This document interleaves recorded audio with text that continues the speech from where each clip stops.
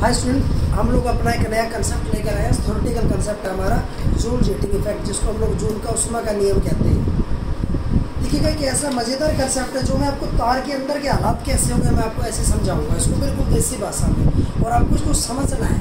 ठीक है ना, आपको इमेजिन करना है, दिमाग में एक मूवी बनानी है कि कैसे ऐसा पॉसिबल है। मैं आपको बिल्कुल कहानी के रूप में इस टॉपिक को बताऊंगा, आपको दोबारा पढ़ना भी नहीं पड़ेगा।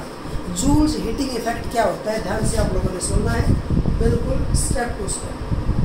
Joules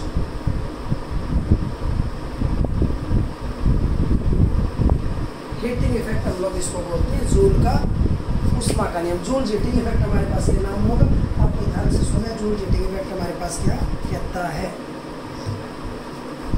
student? Joule heating effect student, आपने कभी आटा चक्की देखी होगी।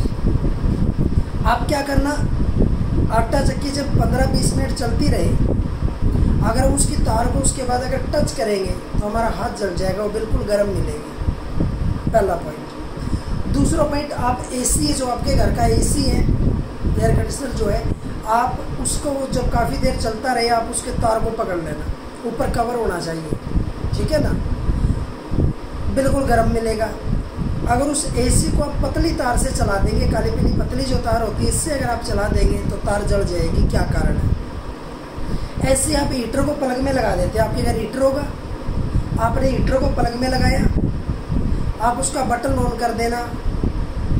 1 मिनट के बाद, 2 मिनट के बाद धीरे धीरे हीटर की कॉइल गर्म हो जाएगी। क्या कारण है हीटर की कॉइल क्यों गर्म होती है? या फिर और भी बहुत से एग्जाम्पल, आपके घर रोड होगी, रोड, आपने रोड से पानी गर्म किया होगा, आप रोड को प्लग में लगा देना और उसको पानी की किसी बकेट में, बाल्टी में रख देना, तो 2, 4, 5 मिनट के बाद पानी गर्म हो जाएगा।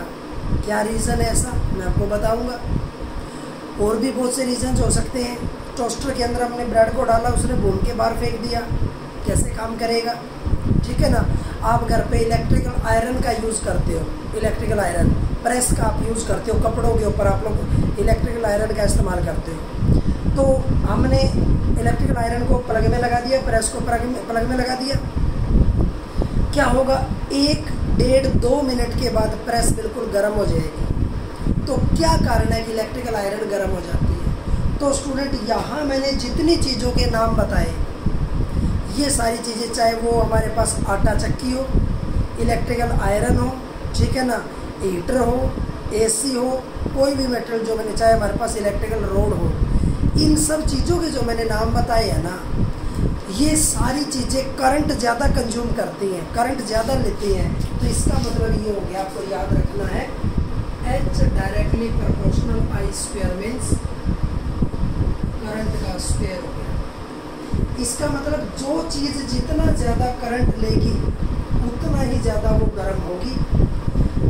जो चीज़ करंट ज़्यादा कंज्यूम करेगी वो ज़्यादा गर्म होगी, जो करंट कम कंज्यूम करेगी वो कम गर्म होगी। ये बात आपको याद रखनी है कि जो आई जो करंट होगा वो किस पे डिपेंड करता है, सॉरी H जो है किस पे डिपेंड करता है? करंट पे। तो जो मशीन जितना ज़्यादा करंट लेगी वो उतनी ज़्यादा गर्म होगी, जो करंट कम लेगी वो कम गर्म होगी। कारण क्या है बताने जा रहा हूँ स्टूडेंट। आप लोग एक छोटी सी बात जानते हैं, जो करंट चलता है वो किसकी वजह से चलता है? करंट जो चलता है वो इलेक्ट्रॉन की वजह से चलता है। आप लोग जानते हैं करंट किसकी वजह से चलता है?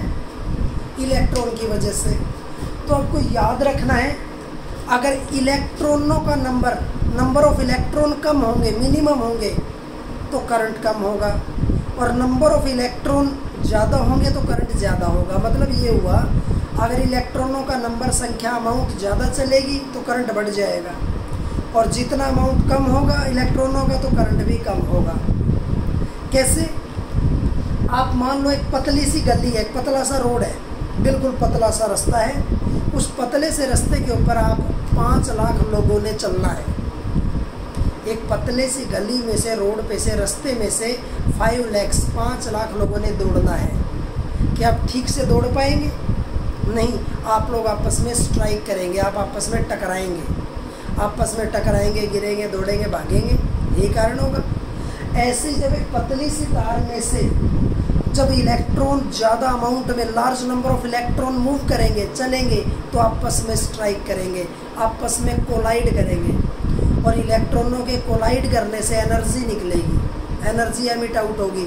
और एनर्जी किसके रूप में? In the form of heat, heat के रूप में निकलेगी। तो आपको याद रखना है जो चीज़ जितना ज़्यादा करंट लेगी उसको वो चीज़ उतनी ज़्यादा गर्म होगी, क्योंकि अगर वो करंट ज़्यादा लेगी तो उसके अंदर इलेक्ट्रॉन की मूवमेंट ज़्यादा होगी, और इलेक्ट्रॉन्स की मूवमेंट ज़्यादा होगी तो आपस में स्ट्राइक ज़्यादा करेंगे, और इलेक्ट्रॉन आपस में स्ट्राइक ज़्यादा करेंगे तो इसका मतलब उनके स्ट्राइक करने से हीट निकलेगी, ठीक है ना। और तार हमारे पास गर्म हो जाएगी, चाहे वो आटा चक्की की तार हो, चाहे वो रोड हो, चाहे वो इलेक्ट्रिकल आयरन हो, प्रेस हो, ठीक है ना, चाहे हमारे पास हीटर हो, चाहे एसी हो। पहला कारण ये, दुनिया की कोई भी मशीन जो जितना ज़्यादा करंट लेगी वो उतनी ज़्यादा हीट होगी। एच मीन्स हीट हो गया हमारे पास, इस एच का मतलब हो गया हमारे पास हीट उतनी ज़्यादा, ठीक है। पहला पॉइंट, कोई भी मशीन हो सकती है। दूसरा पॉइंट होता है हमारे पास R. R means resistance, R means resistance. आप सभी जानते हैं रेजिस्टेंस आर क्या होता है, ठीक है। रेजिस्टेंस का मतलब होता है opposition in the flow of the current. R का मतलब हो गया करंट के रास्ते में जो रुकावट आती है, opposition in the flow of the current. Current के रास्ते में रुकावट आएगी तो उसको रेजिस्टेंस हम लोग बोलते हैं। देखिएगा, आप एक चीज़ जानते हैं, करंट किसकी वजह से चलता है? इलेक्ट्रॉन की वजह से। करंट जो चलता है इलेक्ट्रॉन की वजह से चलता है। अगर इलेक्ट्रॉन को चलने में प्रॉब्लम हो जाए, इलेक्ट्रॉन ठीक से चल ना पाए तो करंट भी नहीं चल पाएगा, ठीक है। जैसे मैंने आपसे कहा अभी थोड़ी देर पहले, एक पतला सा रास्ता हो, रोड हो, एक पतली सी गली हो, उसके अंदर से आप 5 लाख लोग पागल की तरह दौड़े तो क्या आप ठीक से दौड़ पाएंगे? आप आपस में टकराएंगे, गिरेंगे, दौड़ेंगे, फिर उठेंगे, फिर भागेंगे, फिर टकराएंगे।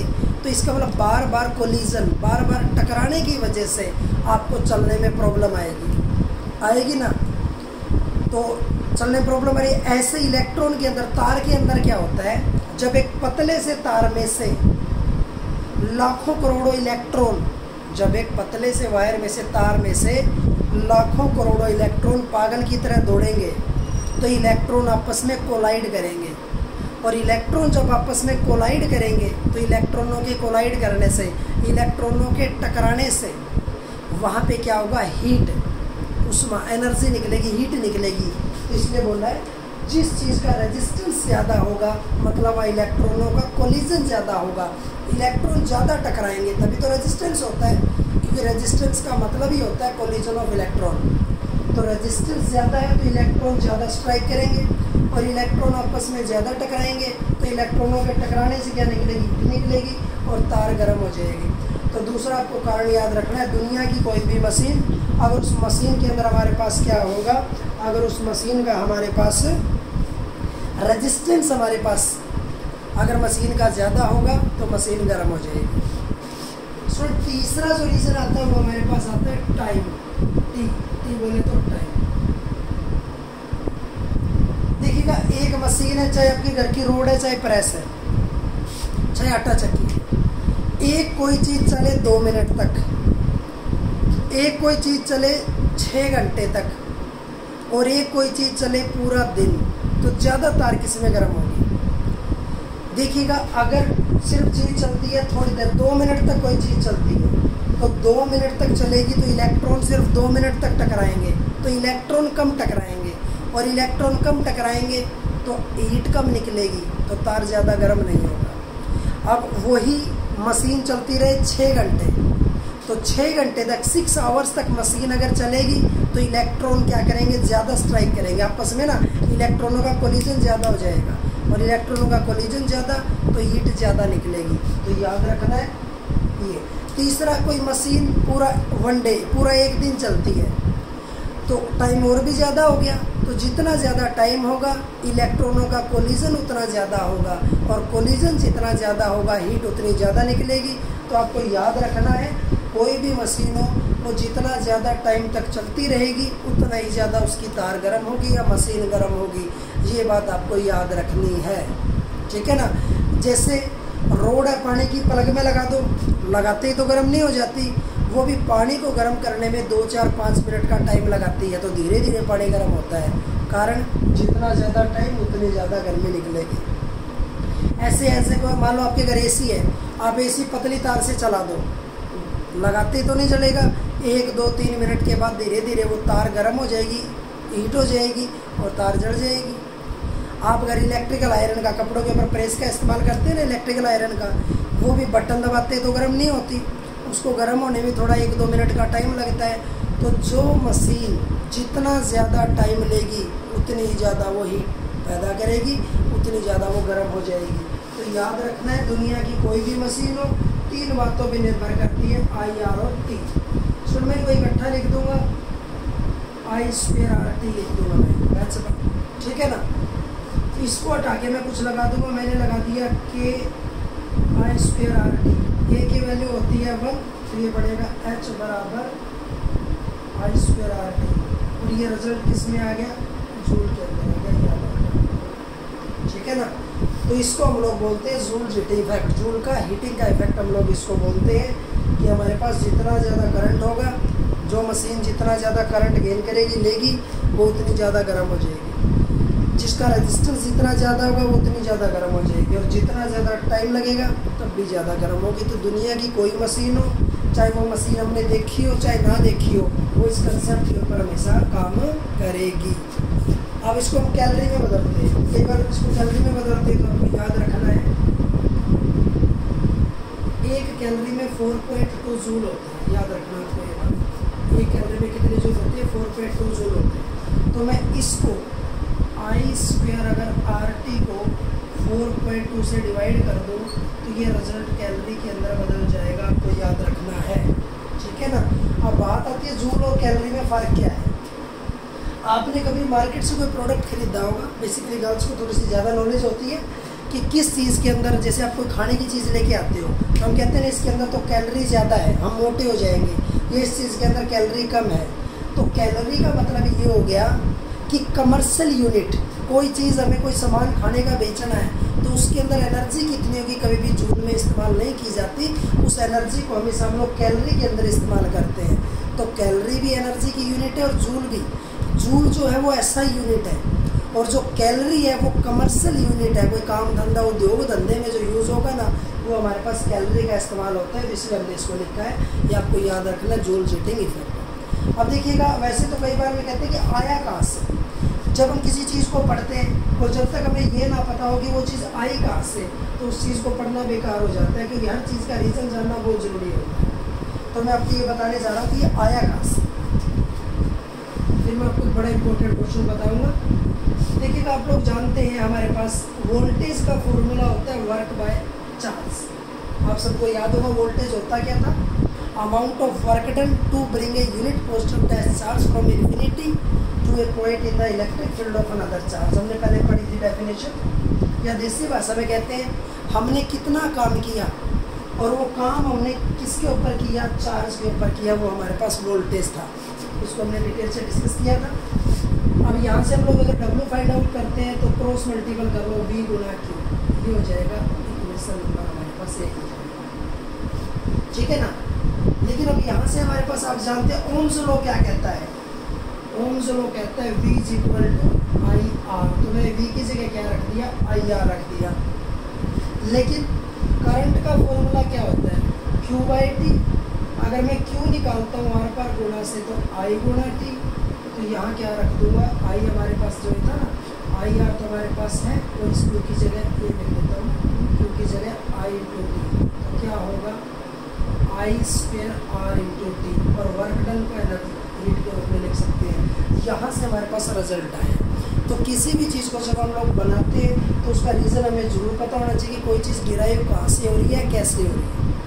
अब ये एक बड़ा फेमस सम आता है स्टूडेंट, आपने पुराने ज़माने में बल्ब देखा होगा, लट्टू कहते थे देसी भाषा में, पीले येलो कलर की लाइट देता था।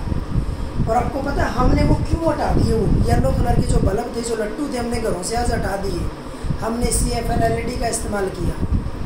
तो वो जो बल्ब हमने क्यों हटाया, उसका कारण था, एक तो वो जो बल्ब था वो करंट ज़्यादा लेता था, घरों में बिजली का बिल ज़्यादा आता था, हमने इसलिए उसको हटाया। और मैंने बताया था कि जो चीज़ जितना ज़्यादा करंट लेगी वो उतनी ही ज़्यादा गर्म होगी। तो जो हमारा पुराना बल्ब जो लट्टू हुआ करता वो करंट ज़्यादा लेता था, करंट ज़्यादा लेगा तो उसकी तार के अंदर से इलेक्ट्रॉन ज़्यादा चलेंगे, और इलेक्ट्रॉन ज़्यादा चलेंगे तो आपस में ज़्यादा टकराएंगे, और इलेक्ट्रॉनों के टकराने से या तो आवाज़ आती है, या निशान होगा, ठीक है ना, या एनर्जी गर्मी निकलेगी, हीट निकलेगी। तो यहाँ इलेक्ट्रॉनों के टकराने से हीट निकलती है, तो इसलिए बल्ब हमारे पास गर्म हो जाता था। लेकिन बल्ब के अंदर आपको एक चीज़ याद रखनी है छोटी सी, अगर हम बल्ब के केस की बात करेंगे ना, ये टॉपिक आपको थोड़ा सा देखना पड़ेगा कैसे, यहाँ तक साफ कर देता हूँ। देखो बल्ब के केस में क्या होता है, आपको याद है बल्ब का जब भी आपने बटन दबाया होगा तो ऐसा तो नहीं हुआ आपने बटन दबा दिया, चाय पी ली और फिर आपने कहा बल्ब को चल भैया अब जल जा, ऐसा कभी नहीं होता था। बटन दबा के आप उंगली भी नहीं उठाते थे, उससे पहले बल्ब जला हुआ मिलता था। इसका मतलब बल्ब कभी भी जलते वक्त टाइम का इस्तेमाल नहीं करता। अगर पेपर में क्वेश्चन आ जाए कि बल्ब क्यों जलता था, गर्म हो जाता था, तो उसमें टाइम का जवाब नहीं देना है, क्योंकि बल्ब टाइम का इस्तेमाल नहीं करता था। बल्ब क्या करता था, एक तो करंट ज़्यादा लेता था, आपको याद रखना है। दूसरा रेजिस्टेंस, बल्ब का जो फिलामेंट था हमारे पास उसका रेजिस्टेंस ज़्यादा होता था। इन दो रीजंस की वजह से बल्ब जो था हमारे पास वो गर्म जल्दी होता था। तो आपको याद रखना है टाइम का इसमें प्रयोग नहीं होता। एक बड़ा फेमस सा मोर है स्टूडेंट, कई बार क्या होता है हमारे पास कि इलेक्ट्रॉन जब टकराते हैं तो आवाज़ भी करते हैं। मैंने कहा ना, दुनिया में कोई इलेक्ट्रॉन अगर टकराएंगे तो टकराने से या तो आवाज़ आएगी, या निशान होगा, या एनर्जी निकलेगी, ठीक है ना, आवाज़ आएगी, निशान होगा, एनर्जी निकलेगी। तो यहाँ जब इलेक्ट्रॉन आपस में टकराते हैं तो आवाज़ पैदा करते हैं। अब आप कहोगे ऐसा आज तक आपने कभी सुना ही नहीं।